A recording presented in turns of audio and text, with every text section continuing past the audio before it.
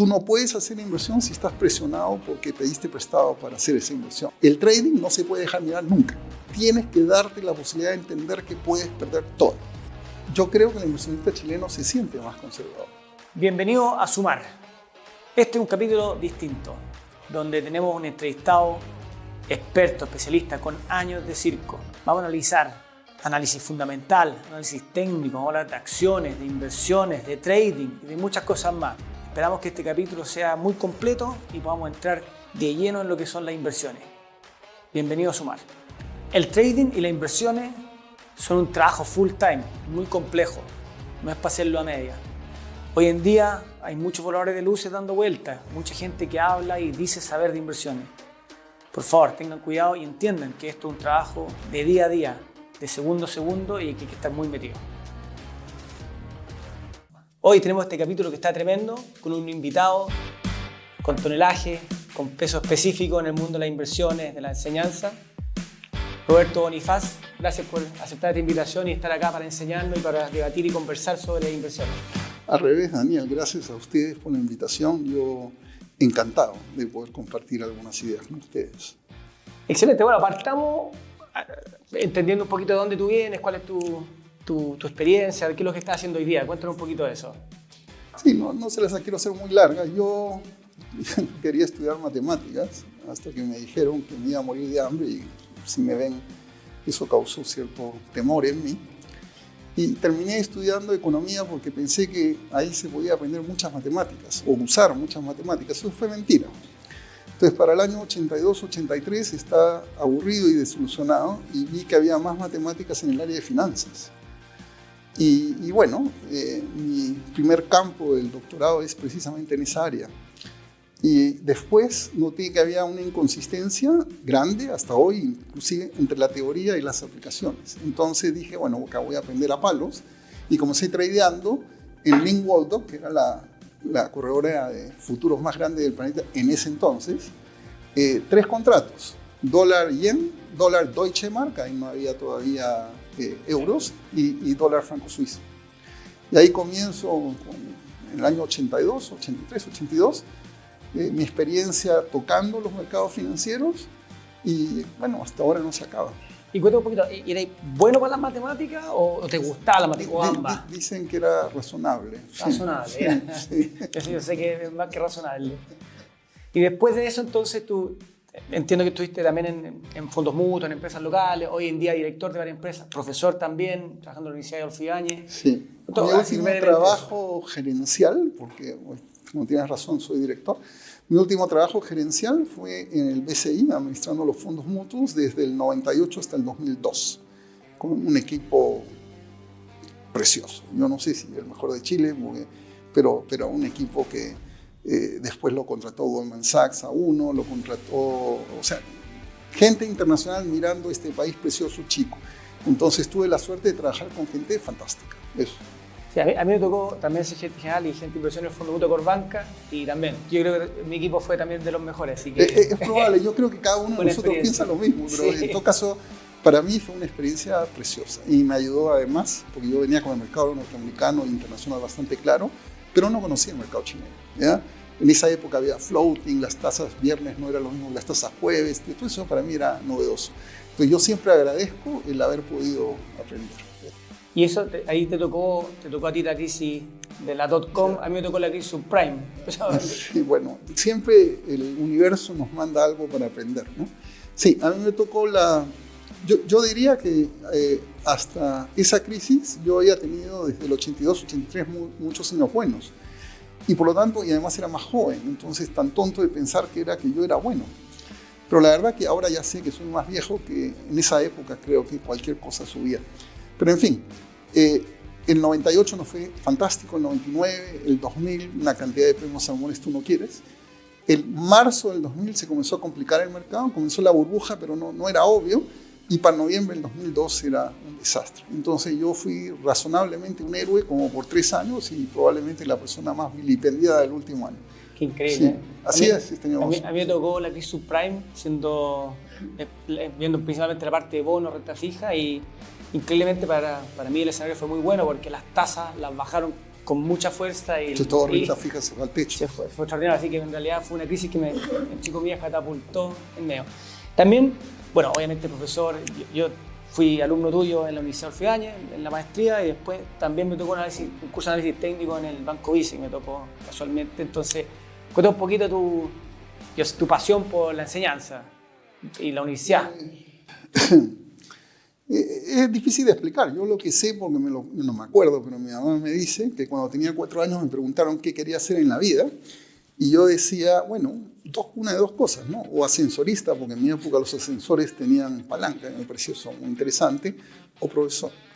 Entonces he tenido la gran suerte en mi vida de poder hacer algo que yo siempre quise hacer. Eso, estaba en los y la satisfacción de ver muchos alumnos y hoy día estar en... Lo que pasa es que el secreto, eso no se cuenta mucho, pero el secreto es cuando personas como tú o alguno de mis otros alumnos les va bien, yo no le cuento a nadie, pero yo siempre pienso acá adentro que quizás yo tuve algo que ver. Bueno, yo creo que esa es la compensación. En mi caso yo digo que sí, con una huella, así que buenísimo. Y ahora ya, dicho eso, ¿te gusta más invertir, estar en el mercado o te gusta más enseñar? Si tuviéramos que ponerte una pistola en la cabeza. No, pero es que yo, inclusive siendo profesor full time, desde el 2002, yo dejé el BCI en el 2002, yo nunca he dejado de invertir. Yo tengo un Bloomberg en la casa, o sea, y es un acuerdo matrimonial. Entonces, no ha sido nunca uno o el otro. De la misma manera que cuando estaba en el BCI, yo daba algunas clases por horas en la universidad, tampoco lo dejé. Si la pregunta es cuál era mi empleo, entre comillas, a tiempo completo, y cuál era el residual, eso es lo que ha ido cambiando. No he podido dejar ninguno de los dos. Ya, siempre, sí. No, sí se puede. De hecho, yo creo que son compatibles al final de cuentas. Es lectura, enseñanza, estar siempre al día. Y me imagino que traes ideas en cuenta personal. ¿Y qué tipo de... ¿Cuáles son, en lo más grueso, qué tipo de cosas inviertes, otra idea? Mira, eso depende mucho cómo te voy a contestar de la edad que yo tenía. Yo diría como hasta los 40 yo tradeaba seguido, entre otras cosas, porque tenía el tiempo para mirar la información todo el día, ¿sí? A medida que tuve otras responsabilidades y no tuve el tiempo para poner, tradeaba menos e invertía más, siendo la diferencia el horizonte de tiempo, ¿sí? Y yo diría, desde hace unos últimos años, más que inversión, inclusive ahora exploro ideas, hipótesis, donde le tiro algunas fichitas solo por eso, pero ya no tanto para tener patrimonio. Yo creo que el ser humano pasa por 3 etapas. Al comienzo quieres tener dinero, después quieres tener poder y al final quieres tener relevancia. Yo estoy en esa etapa, en la tercera. Sí. Sí, porque yo hubiera pensado que de repente la respuesta hubiera sido acciones, derivados. No, en general es genérico, digamos, depende. Todo tuvo su minuto. Ya, yo llevaba a los alumnos de la Universidad Adolfo Ibáñez a Londres y salió un muchacho, yo no sabía que estaba ahí, de HSBC, él trabajaba en el Santander antes, y me miró Percio Ojeda y le dijo a mis alumnos, este señor se arbitró a todo Chile cuando llegaron los BCUs y la gente le quería PRCs. Y ahí había un arbitraje de convexidad. Eran las épocas en que yo estaba muy metido casi en todos los productos donde las matemáticas eran importantes y el sistema no los tenía. Claro. Pero esas cosas son menos y menos. Yo hoy día me gusta la información, me gusta procesarla, me gusta tener una hipótesis de inversión. Yo ya no llevo grandes portafolios ni para terceros ni para mí, porque he tenido la suerte de asegurarme la vida de los 6 niños que tuve ya. Entonces, con mi señora viajamos. Entonces, yo digo esto en el sentido que siento menos ansiedad o responsabilidad. Eso es. Bueno, dijiste algo que me encantó. Está en la etapa de la relevancia, yo ya quiero llegar a eso en algún minuto, todavía no. Y yo creo que hoy día, en esa instancia, es súper importante que podamos traspasar esta información a mucha gente, sobre todo con la proliferación de redes sociales y de medios. Entonces yo creo que acá hay relevancia que puede quedar muy bien. Entonces, acá vamos a tener 8 bloques, donde vamos a explorar distintos tópicos. Quiero que entremos en ellos, son tópicos que son bien calientes, digamos, que están dando vuelta, y quiero que los vayamos analizando, entendiendo y bajando para que la gente lo pueda entender lo mejor posible dentro de él. El primero va a ser vamos a denominar trading. ¿Ya? Muy de moda hoy día, mucha gente lo quiere hacer, lo está haciendo, cree ser trader. Yo particularmente sé lo que es un trader de verdad, de un banco, una corredora, de un hedge fund, y es muy distinto, son posiciones propias grandes, otra cosa, pero bueno, bajémoslo un poquito y si podemos ayudar a la gente a cómo llevar esto en su día a día, porque le gusta, que es válido, ayudémoslo, es un poco la idea. Entonces partamos por la macro. Defíneme el trading, en simple. Te lo voy a definir por horizonte de inversión, ¿sí? Scalping, que viene antes de trading, es tomar una posición y salirte a los pocos minutos, ¿sí?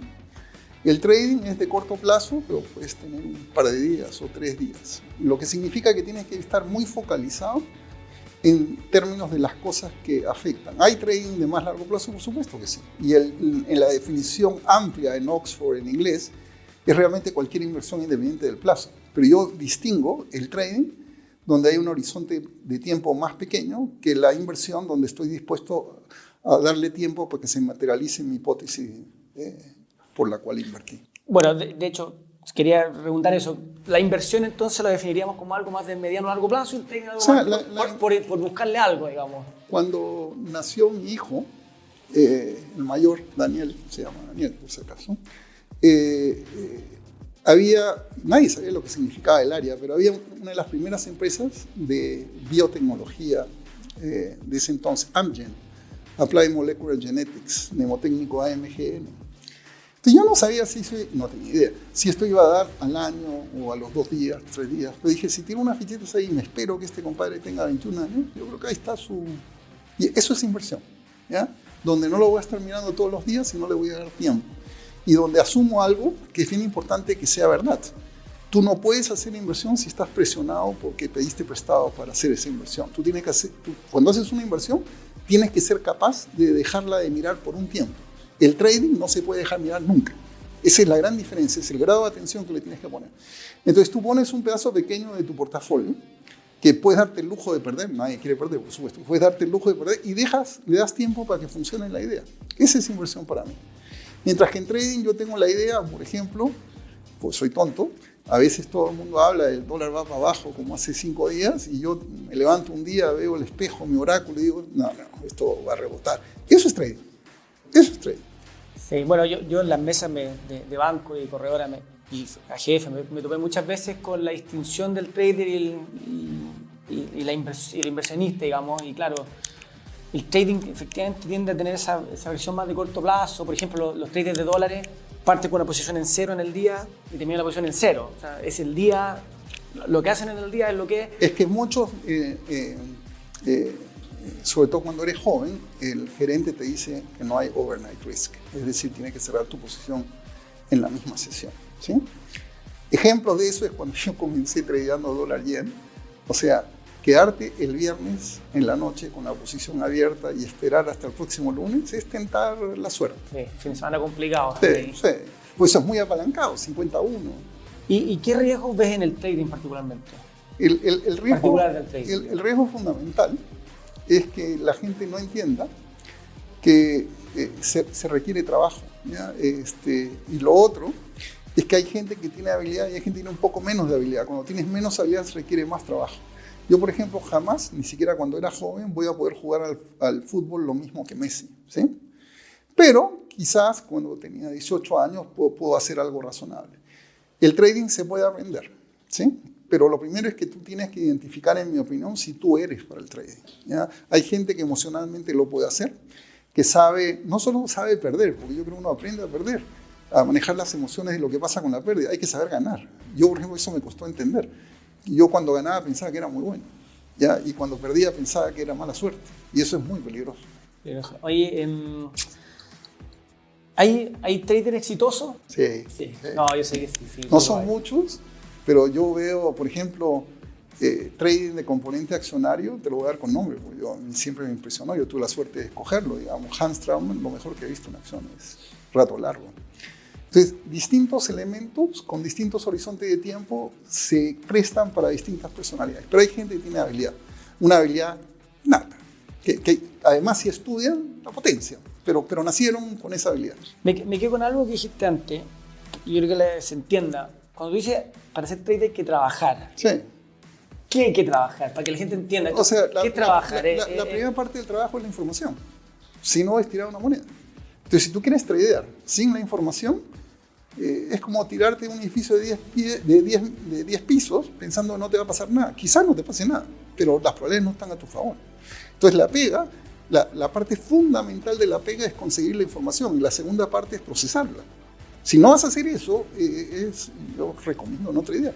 Claro, no, que si no se comportaría como un casino, en realidad se trata de... Si te sientes con suerte ese día, porque inclusive el casino se puede estudiar. Exacto. Sí. ¿Y tú, dicho eso, te consideras un trader? Cada vez menos. Si tú me preguntas en algún momento, sí. O sea, cuando yo tenía 20 y 30, sí.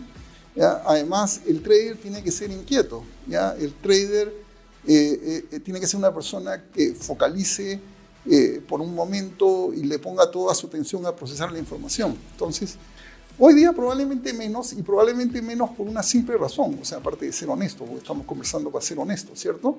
Que hoy día le pongo un poco menos de tiempo, porque soy más viejo y tengo menos energía. Eso es. No es que no lo quiera, yo amo todo lo que es financiero. Pero hay que reconocer que si no tienes la energía, es más complicado. Ahora, si te puedes tomar, pues tampoco tienes que tener 20 días a la semana. O sea, si te puedes tomar un día completo a veces, o si te puedes tomar 3 horitas diarias y le vas a poner para procesar información, tradea. Sí, a mí me pasó particularmente que yo fui trader, tenía una cartera de bonos que la apalancamos, una corredora, donde lo tradeamos esencialmente, una cartera de trading. Después pasé a hacer gestión de inversión en fondo mutuo, donde era un portafolio manager, digamos. Y a mí lo que me pasó particularmente es que el trading efectivamente supone mucha dedicación, mucho estudio, mucho trabajo, y también te especifica mucho. Entonces, a mí también me gustan otros activos, las acciones, los derivados, el dólar, y claro, la renta fija también. Como que eso al final, a mí me dio la aguja más hacia ser un portafolio manager que un trader. Que creo que es difícil ser trader, también sin tener un foco particular. Yo creo que tienes razón, Daniel, ¿ya? Pero te voy a decir algo que no es popular. ¿Ya? Yo tuve una discusión, como no está acá para defender el otro punto de vista, no voy a mencionar el nombre, que me decía, como ahora va a ser gerente de fondos mutuos, ahora ya no es trading, ahora es inversión en la mayoría de los portafolios. Eso es mentira, eso no es verdad. Me pregunto por qué. Tenemos valor cuota industria. A mí me van a medir todos los días, claro, todos los trimestres, todos los años. Entonces, independientemente de lo que tú tengas en tu mente, de lo que va dentro del fondo mutuo, el hecho de que te estén midiendo, porque para mí, yo soy un tipo simple, yo creo que eso me ha ayudado siempre. La distinción entre trading e inversión es el horizonte de tiempo, pero hay una más fácil para saber qué es lo que estás haciendo. Es, si tienes que mirarlo todos los días, es trading. Si lo puedes soltar, es inversión. Bueno, me parece. ¿Ya? Y cuando tú gerencias los fondos mutuos, tienes que mirarlo todos los días. Yo creo que con esto quedamos clarísimo lo que es el trading, ¿sí? Para que la gente entienda si es o no un trader y si quiere o no serlo también. Tienes que verlo todos los días mientras tenga la posición abierta, es el punto. No, bueno, claro. Sí. Vamos a ir a un segundo bloque ahora. Y acá quiero ir a la otra vereda. Yo sé que también acá tienes mucha experiencia, al análisis fundamental. Más pesado, la gente le hace el quite, a veces se dice que es más latero, más lento, pero es importante. Yo creo que tenemos que analizarlo y no se puede dejar de afuera si uno es un inversionista, bajo mi punto de vista.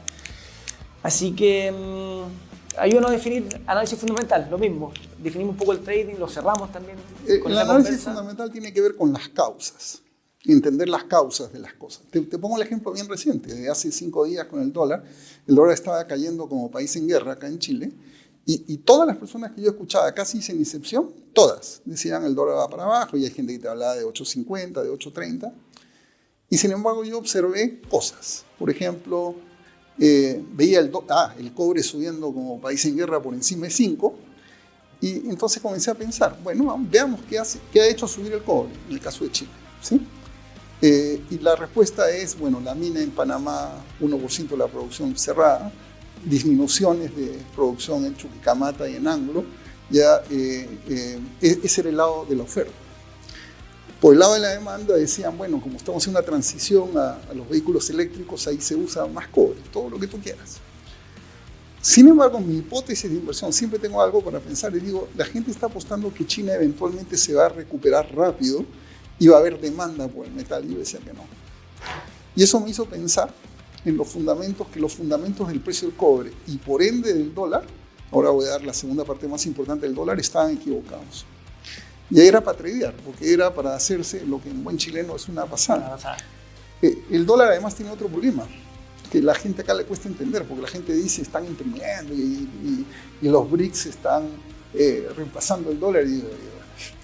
El dólar tiene el problema hoy día, o la virtud, no sé, la característica hoy día, es que todavía es la moneda más líquida. Entonces, cuando las cosas se ponen duras en el mundo, guerras, fight to quality, la gente se va a ir a lo que es más líquido, que es lo que es más calidad. Y eso hace que el dólar, por ejemplo, yo siento se puede perfectamente recuperar, no solamente contra el peso chileno, los países emergentes, sino contra el euro, contra esterlina, contra el yen lo ha hecho pedazos.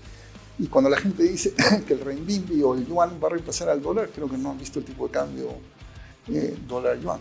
Representa menos del 1%, 2%. No, y además, el dólar se ha apreciado fuertemente contra la moneda china. De hecho, los chinos están desesperados vendiendo dólares para tratar de afectar el tipo de cambio. Sí. Ahora, yo creo que te fuiste al activo más difícil de analizar en lo fundamental, porque yo creo que capaz que analizar fundamentalmente una acción, una empresa, o sea, una empresa, ya sea su acción, sus acciones, o su equity, o su deuda, sus bonos, yo creo que es bastante más bajable, más tragable, digamos. Y explícanos un poquito cómo podemos utilizar esto, el análisis fundamental, para esta parte de valorizar las acciones de una empresa o la deuda misma de una empresa. Sí. Ahí yo pienso un poquito distinto de los demás. ¿Sí? Yo cuando veo cualquier empresa, no hay que ponerle nombre, cualquiera de las empresas que tenemos cerca que la gente dice conocer, yo más que entender la empresa, trato de entender la gerencia, quien está tomando las decisiones, porque eso es lo que hay que analizar. Los modelos de negocio cambian. Hay empresas en el retail, sin mencionar nombres, que vieron pasar, antes cuando uno tenía que evaluar empresas de retail, evaluaba metros cuadrados de tienda construidos, porque uno tenía que vender a través del retail. Y toda la parte online, el e-shopping, lo vieron pasar. Hay otros que no lo vieron pasar. ¿Ya? Por ejemplo, hoy día tienes marketplaces como Mercado Libre, que si bien es cierto no transa en Chile, sí transa afuera. Entonces, cuando yo quiero saber cuánto vale una empresa, yo quiero saber qué va a hacer el equipo gerencial que toma las decisiones, que va a validar el modelo de negocio, y cuando este modelo de negocio esté añejo, lo va a cambiar. ¿Ya? El ejemplo que yo les ponía en clase a ustedes era IBM, que hacía máquinas de escribir, después mainframes, después desktops, después laptops, y hoy día es una empresa de servicios. La pregunta es, eso no se produce así nomás, y es bien difícil verlo en los flujos futuros desde el comienzo. Entonces la clave es por eso la pega, y tratar de entender a las personas, ¿ya? Porque son las que toman la decisión. Muy interesante, sí, me gustó eso, porque en realidad uno puede hacer una tremenda planilla, yo la he visto en el mercado. Con nosotros y conmigo también, sí, planillas que pesan. Que yo siempre las criticaba cuando trabajamos y anunciamos acciones, unas planillas gigantescas. Me acuerdo una vez trajo un operador o un analista, me dice, no, esta empresa vale no sé cuánto, la dan, vale esto, porque mira, una planilla impresionante. Pero tenía 800 lengüetas, 1000 celdillas, te muevo una y ¿cómo se mueve esta cuestión? No, al final perdí la visión. Yo estoy contigo de que al final esto hay que verlo en colores. Mira, es demasiado complicado, si no... Yo, si bien es cierto, enseño flujos descontados, tú sabes que eso es verdad. Yo con los años, digo, bueno, poner los flujos futuros puede ser cualquier cosa, es en función de la información que tienes ahora. Entonces a mí me da mucho más tracción para saber si es, entre comillas, una buena apuesta comprar acciones de una empresa, entender la gerencia. Y la rotación, porque una empresa puede valer mucho con cierto equipo gerencial, el equipo gerencial se va y no es igual. Entonces, esas cosas son, en mi opinión, ahora más simples. Yo no lo entendía, por si acaso, cuando yo tenía tu edad. Sí, me encantó eso, porque en realidad valía un poquito capaz que mi mirada, porque yo en verdad quedé muy sorprendido con planillas gigantescas que son inexplicables. Es que las hemos visto los dos. Sí. Yo al final... Yo le digo, ¿puedes trazar los cambios, los efectos? No puede. Y en ese sentido, mira, Warren Buffett habla mucho de precisamente eso, de tener ventajas competitivas con marcas, con negocios buenos, pero además le da una importancia gigantesca a la gerencia. Y eso, ahí es donde se gasta el tiempo, eso es lo que compra al final, gerencias, visiones. Y en ese sentido, por ejemplo, bajándolo, Elon Musk, ahí tenemos un ejemplo, por ejemplo, de alguien que uno diría, sí, este es innovador es una gerencia, bueno, más que gerencia, es dueño, pero él coloca gerencias que son de ese estilo, o sea, gigante, tremendamente potente. No sé, ¿ese sería un ejemplo en tu caso? Mira, te voy a dar un secreto, pequeño secreto a tus... se dice videntes o a las personas que nos están escuchando en el canal, ¿sí? El ser humano tiene dos maneras de pensar. Y hay una que sirve para ajustarle a gerencias y la otra no. La primera manera de pensar se llama pensamiento adaptativo, que es tú haces lo que sabes que ha funcionado en el pasado. Y eso está en nuestros genes. Por eso es que podemos pasarle los genes a nuestros hijos. Por ejemplo, si estás hace 80.000 años en la sabana africana, en el cráter del Ngorongoro, y es de noche y escuchas ruidos en el matorral, tú arrancas, pues, maestro. O sea, no piensas mucho, sino arrancas. Eso se llama pensamiento adaptativo. Pero hay otro tipo de pensamiento, que es pensamiento de primeros principios. Son la gente que pregunta ¿por qué? Pese a que todo el mundo lo hace así, ¿por qué? Y de repente piensan, el famoso dicho, fuera de la cajita. Ese pensamiento se llama pensamiento de primeros principios. Elon Musk, por ejemplo, cuando llegó, todos en mi generación teníamos claro que las únicas personas que podían poner un cohete en órbita eran las naciones estados, porque era muy caro para un privado. Y el tipo comenzó a decir cada parte del cohete cuánto vale, ¿ya? Y llegó a la conclusión que no era así. Entonces, a mí lo que me interesa de Elon Musk, independientemente si está totalmente loco o no, es que tiene pensamiento de primeros principios. Esa es la gente donde vas a tener grandes ganancias, o sea, tremendos múltiplos, o también grandes pérdidas. Entonces la pregunta es si tú quieres asumir. Yo, por ejemplo, no creo en el concepto de gestión del riesgo, porque el riesgo no se puede separar del rendimiento. Uno lo que hace como trader o como inversionista es decir, ¿dónde voy a tomar riesgos? Con la esperanza de tener. Y a mí Elon Musk, como Jeff Bezos en su minuto, son esas personas que dicen, ¿por qué no? O sea, ¿por qué no puedo vender cosas a través de algo online, ¿no? Que el canal es importante. Primero libros y de repente se da cuenta que realmente si puedo vender libros, puedo vender cualquier cosa. Y el resto es historia. Entonces, esa gente que se atreve a pensar diferente es la gente que a mí me llama. Cuando eres uno más del montón, yo no pongo lo que hacer. Hay un viejo dicho que es de donde yo viví hasta el 96, antes de venir a Chile, en Boston, que es de la parte norte, que dice, el único perro que tiene buena vista en un trineo es el primero. Sí, busca a la gente buena. Sí, hay una anécdota de Steve Jobs también, que cuando iba a sacar algunos de los productos ganadores que sacó, le dijeron que hiciera un focus group para ver qué quería qué quería comprar la gente. Dijo, no me interesa hacer un focus group porque la gente no sabe lo que quiere. Yo le voy a decir lo que quiere. Entonces, claro, eso fuera la caja totalmente. Claro. Totalmente fue la caja. Él venía de una época en que lo importante era la funcionalidad de las cosas que tú comprabas, pero el diseño no era importante. Y sin embargo, él probó ya con Ives que eso no es verdad. Pues se atrevió. Esa es la gente que son interesantes. Que te pegas patinadas a veces con eso, yo estoy seguro. Pero si quieres los famosos 12X, 10X, 15X, ese es el tipo de personas o gerencias a las que tienes que apostar. Bueno, me encantó. Yo creo que esto es el secreto. Un secreto. Primeros principios, pensamiento adaptativo. ¿Sí? Sí, bueno, obviamente es difícil sacar esta información porque ¿qué tan público es analizar la gerencia? Todo lo que tienes que hacer, querido Daniel, cierra los ojos y fíjate si lo que él o ella dice hace ruido. Y si hace ruido, tiene chance. Así como ha habido grandes cosas, hay otras cosas que hacen ruido y eran estafas, como el caso de esta muchacha en Theranos, por ejemplo. Hacía ruido y resultó ser muy malo. Entonces yo no quiero ser imprudente y decirte que estas cosas tienen las dos caras de la moneda. Por ejemplo, el hecho que ella haga las cosas distintas era algo que podía causar atención. Y sin embargo resultó ser una estafa. ¿Ya? Pero también tiene los otros. Entonces, yo prefiero jugarme esos riesgos extremos. ¿Sí?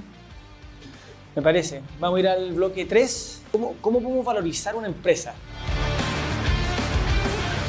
Ya sabemos más o menos, hablamos antes, cómo buscar la ganadora, digamos. Pero antes de eso, ¿cómo valorizamos una empresa? Mira, yo he dado clases de evaluación accionaria, si no es 40 años, por lo menos 25 o 30, porque yo he enseñado varias cosas. Y lo que voy a decir ahora puede causar terror en mucha gente, ¿no? Yo creo que no hay forma de hacerlo al centavo, ni al peso, ni a la UF, ni al dólar, no hay. Uno tiene que apostar a lo que conversamos. ¿Por qué? Porque, por supuesto, se puede hacer un modelo bonito de flujos descontados, con WACC, que el KPI, todas esas cosas que nos enseñan en finanzas. Pero esas asumen cosas, ¿ya? Asumen que tienes visualización a futuro, asumen que cuánto vale una empresa para quien la tiene es lo mismo que vale para un tercero. Asumen una serie de cosas que en la vida real no son verdad. Lo único que decide cuánto vale una empresa y cuánto vale una acción, lo único que decide es cuánto vale la empresa que yo tengo, vale lo que me quieran pagar por ella. No hay otra. Claro. Y ese componente tiene un componente altamente emocional. En finanzas, igual que en economía, todo lo queremos hacer con curvas de indiferencia, con algo racional, pero el ser humano tiene un componente emocional muy grande que explica por qué algo puede valer $600 millones un día y 12 meses después, uno. Me gusta esto porque quiero entrar como a la pyme en realidad. ¿Cómo valorizamos una pyme? Porque al final de cuentas hay mucha gente buscando o cree que su empresa vale no sé cuánto, otros dicen que quieren comprar esta porque puede ser ganadora. ¿Tenemos alguna manera de bajar esto? Es decir, ¿cuánto vale una pyme? Si es que ¿nos podemos agarrar de algo? Mira, ¿O nos vamos a los objetivos simplemente? voy a complementar una pregunta de mucho antes, ¿no?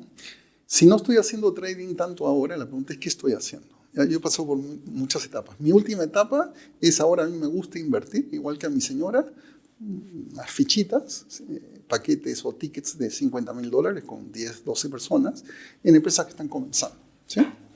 Entonces ahí tengo que pasar por mi cabeza cuánto vale, ¿sí? Yo no hago esa pregunta. Yo tengo una ventaja o una desventaja. Cuando era chico aprendí a leer tarde.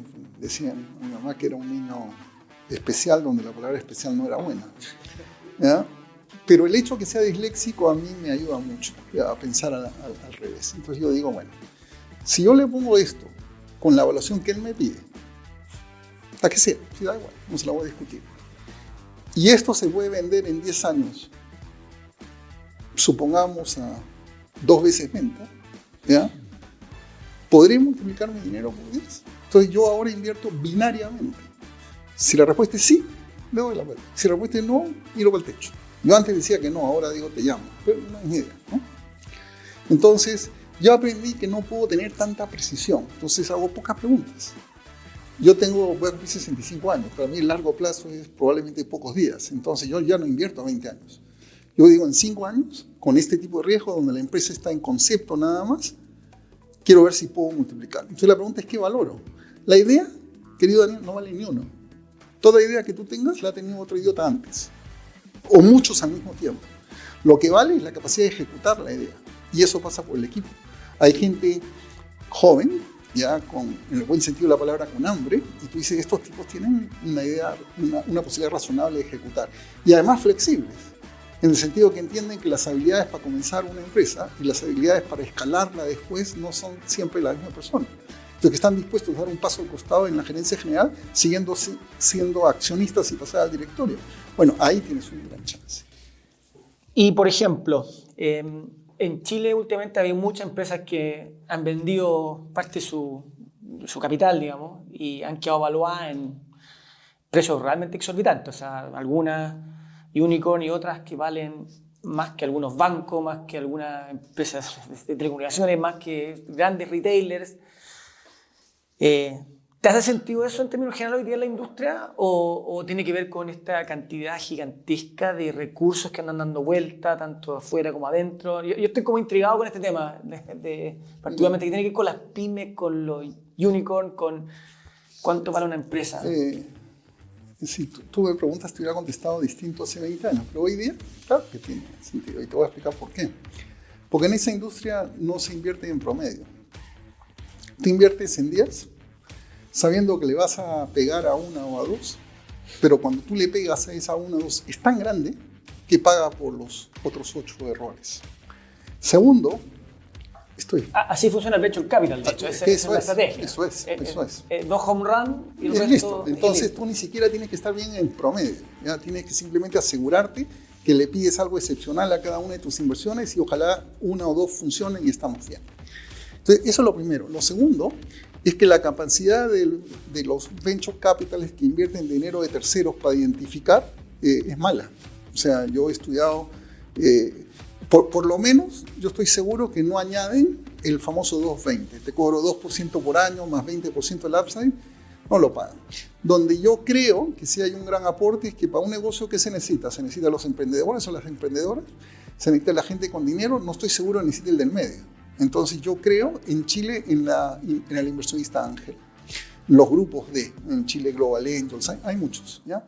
Donde la gente que va a estar ahí es la gente que puso su dinero. No hay un tercero que a veces pone una cantidad relativamente pequeña para poder ser general partner y después se escoge y se quiere sentar en el directorio y decirle al emprendedor, le corta las alas, qué es lo que hay que hacer. Mi hermano, antes de morir, tenía una empresa que se llamaba Avio, de mantenimiento de evasión, le da los servicios a LATAM, digo LATAM, pues soy viejo, a LATAM tanto en Chile, Perú, en Colombia y en otros sitios. Me decía, yo odio a los evitas. ¿Ya? Estos compadres vienen a decirte qué es lo que hay que hacer y no tienen idea de si esa turbina es una General Electric o una Rolls Royce. Y es verdad.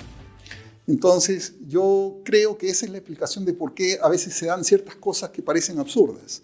Y la otra explicación es que como no apuestan al promedio y no saben cuál es, pues no la pueden determinar. Si no apostarían solo a eso, apuestan no como francotirador, sino como escopeta.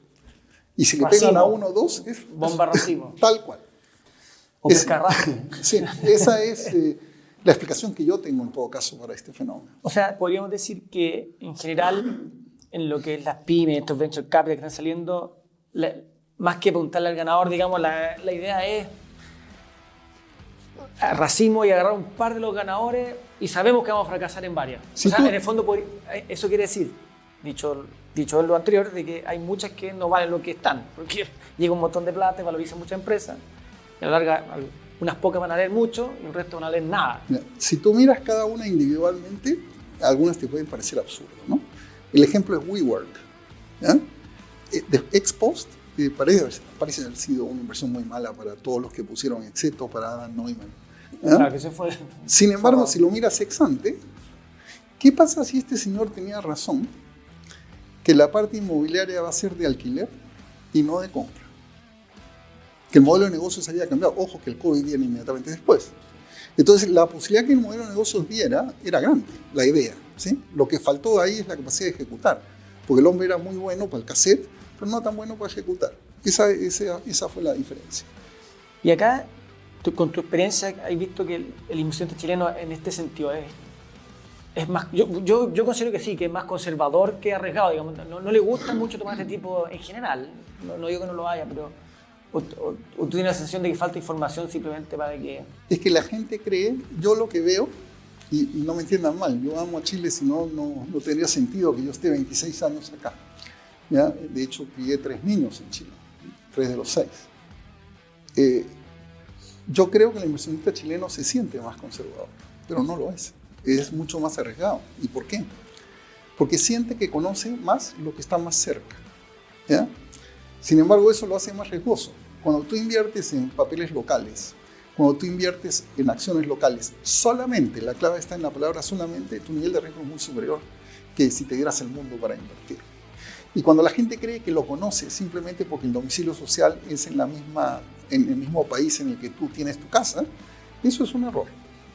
Entonces yo siento que ese concepto de conservador puede ser muy riesgoso. Es lo mismo pensar, bueno, tengo todo mi dinero en depósitos a plazo, ya en Silicon Valley Bank, ya parece muy conservador, pero no lo es. O Credit Suisse, aún. Pero en Credit Suisse no perdieron tanta plata los depositantes, y en el otro pudieron perder si la Reserva Federal no los hubiera salvado. Pero el punto es, no todo lo que brilla es oro. Eso. Sí, no todo lo querías ahora, efectivamente. Pero... O sea, mi manera de pensar es bien simple. Yo amo a Chile. Pero si yo estuviera en Nueva York, ¿yo pondría todo mi patrimonio en Chile? Por supuesto que no. Entonces la pregunta es, ¿por qué para un multimillonario de Nueva York no es inteligente poner todo el patrimonio en Chile y para una persona que tiene algunos recursos en Chile sí es inteligente? No puedo encontrar la respuesta. Yo creo que lo que es simplemente porque lo conoce más y está más cerca. ¿Pero será verdad que lo conoce más? No, probablemente no. O sea, no te olvides que hemos tenido sorpresas con empresas que lo premiamos a un señor como empresario de la década y después se nos cae como casa de papel. Sí, yo creo que acá la clave es como en realidad entender el concepto de riesgo, porque efectivamente hay riesgos que a mí me pasa mucho, que la gente te habla de ciertos riesgos y piensa que no los tiene y los hay. Matías, mi hijo, cuando tenía 8 años, me preguntaba cuál era la diferencia entre estudiar economía y estudiar finanzas. Y te voy a dar la respuesta que le di, que mi señora no está contenta con esa respuesta, y después te voy a dar la que yo pienso, ¿sí? Lo que yo le dije es como $200.000 al año, ¿ya? Pero hay una diferencia enorme. El economista piensa que el riesgo es continuo. Entonces, si yo quiero ver si algo es riesgoso, lo único que tengo que ver es lo que ha pasado el último año o los últimos 10 años. El financista sabe que el riesgo es discreto. Es decir, que puede no presentarse por 10 años y de repente aparece. Por lo tanto, aunque algo parezca seguro porque no ha pasado nada en los últimos 10 años, tú tienes que darte la posibilidad de entender que puedes perder todo. Aunque la probabilidad sea pequeña, tiene que estar detrás de tu cerebro. Si mantienes eso, puedes ser un buen trader, puedes ser un buen inversionista. Sí. Ejemplos sobran. Bueno, yo creo que lo vamos a pasar después porque son muchos en cuanto a lo que hay. Vamos a ir al bloque 4 ahora. Vamos a volver un poquito más atrás. Más ligado un poco a lo que es trading, que yo creo que acá tenemos mucho que conversar y enseñar, porque el análisis técnico quiero hablar.